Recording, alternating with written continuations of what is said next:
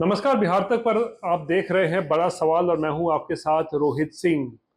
पहले नीतीश कुमार के खिलाफ इन्होंने किया बगावत और अब उन्हीं को एक बार फिर बता रही हैं अभिभावक। जी हां, हम बात कर रहे हैं बीमा भारती की। बीमा भारती जो कि 5 बार की विधायक रह चुकी हैं, जनता दल यूनाइटेड से विधायक थी पिछले दिनों तक, लेकिन लोकसभा चुनाव लड़ने के लिए बीमा भारती ने नीतीश कुमार के खिलाफ बगावत कर दी, पार्टी से इस्तीफा दिया। रुपौली सीट जहां से वो विधायक थी, तो विधायक पद से भी उन्होंने इस्तीफा दिया और नीतीश कुमार से बगावत करने के बाद वो शामिल हो गई आरजेडी सुप्रीमो लालू प्रसाद के राष्ट्रीय जनता दल में और फिर राष्ट्रीय जनता दल के टिकट पर उन्होंने लोकसभा चुनाव लड़ा। चुनाव ऐसा लड़ा कि चुनाव में उनकी जबरदस्त हार हुई। तीसरे नंबर पर बीमा भारती पहुंच गई और फिर रुपौली जहां से उन्होंने विधायक पद से इस्तीफा दिया था, उस सीट से वहां पर फिर पिछले दिनों उपचुनाव भी हुए और उपचुनाव में भी एक बार फिर लालू प्रसाद ने बीमा भारती पर ही दांव लगाया, लेकिन एक बार फिर से उपचुनाव में भी बीमा भारती की करारी हार हुई और लगातार लोकसभा चुनाव और फिर बिहार विधानसभा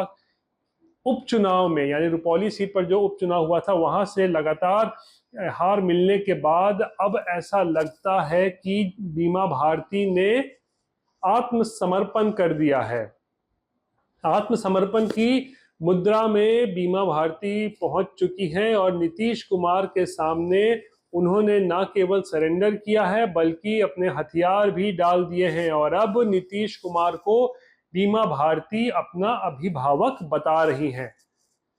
तो हुआ यूं है कि दरअसल आरजेडी के टिकट पर लगातार लोकसभा और फिर विधानसभा उपचुनाव में हार मिलने के बाद शायद बीमा भारती को एहसास हो गया है कि अब उनका राजनीतिक भविष्य जो है वो खतरे में है। यानी कि अगर वो अब नीतीश कुमार की शरण में नहीं आती हैं तो फिर उनका राजनीतिक भविष्य जो है वो संभवतः पूरी तरीके से समाप्त हो सकता है और फिर उनके पति अवधेश मंडल, जो कि आपराधिक छवि के व्यक्ति हैं और कई दर्जन मामले उनके खिलाफ चल रहे हैं, तो उनके खिलाफ भी कहीं कार्रवाई में तेजी ना आ जाए। संभवतः इसी कारण से अब बीमा भारती जो है उन्होंने नीतीश कुमार के सामने हथियार डाल दिए हैं, आत्मसमर्पण कर दिया है और सरेंडर की मुद्रा में बीमा भारती पहुंच गई हैं। दरअसल हुआ यूं कि अभी जो पिछले सप्ताह बिहार विधानसभा का मॉनसून सत्र चल रहा था, तो उसी मॉनसून सत्र के आखिरी दिन शुक्रवार को बीमा भारती विधानसभा पहुंची थी और फिर नीतीश कुमार से उनके ऑफिस में उन्होंने मुलाकात की और माना जा रहा है कि इस मुलाकात के बाद अब बीमा भारती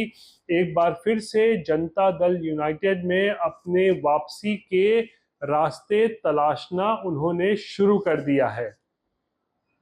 अब नीतीश कुमार के कह सकते हैं कि सामने सरेंडर करने के बाद अब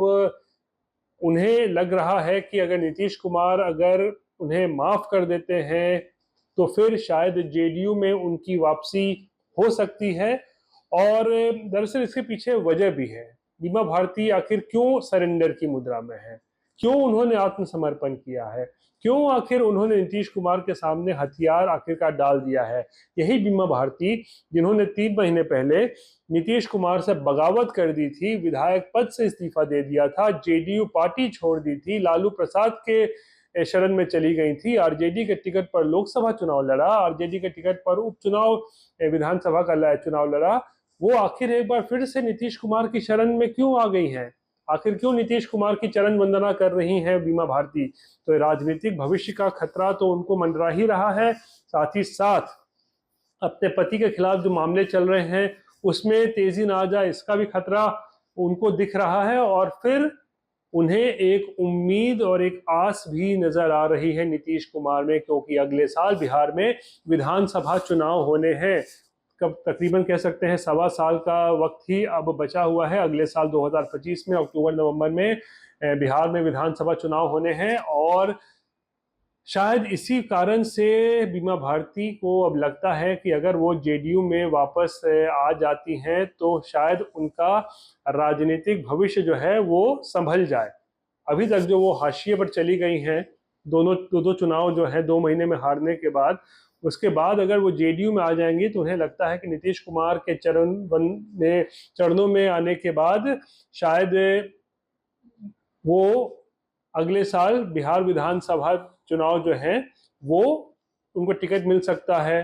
वो रुपौली से फिर से चुनाव लड़ सकती हैं। इसीलिए अब बिल्कुल सरेंडर की मुद्रा में, चरण वंदना की मुद्रा में बीमा भारती जो है वो नीतीश कुमार के सामने पहुंच चुकी हैं। हालांकि अब नीतीश कुमार को उनसे मुलाकात करने के बाद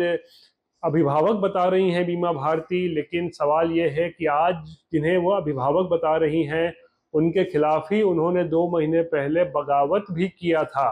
तो ऐसे में क्या नीतीश कुमार बीमा भारती को माफ कर देंगे? क्या एक बार फिर से नीतीश कुमार के शरण में आई बीमा भारती जेडीयू में शामिल होंगी? ये तमाम चीज़ें जो हैं वो इस वक्त भविष्य के गर्भ में है, लेकिन कयास लगाए जा रहे हैं कि नीतीश कुमार से जो उनकी मुलाकात हुई है उसके बाद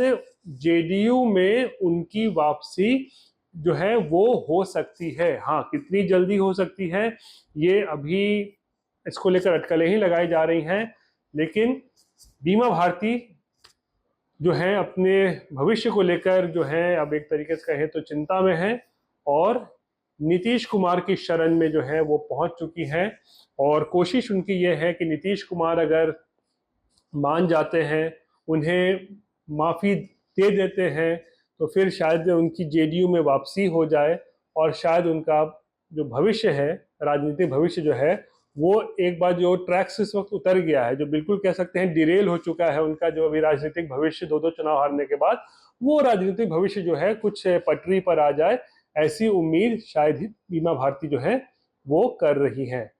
बहरहाल ये थी बिहार से जुड़ी हुई आज की बड़ी खबर। बाकी की तमाम खबरों के लिए आप देखते रहिए बिहार तक और मुझे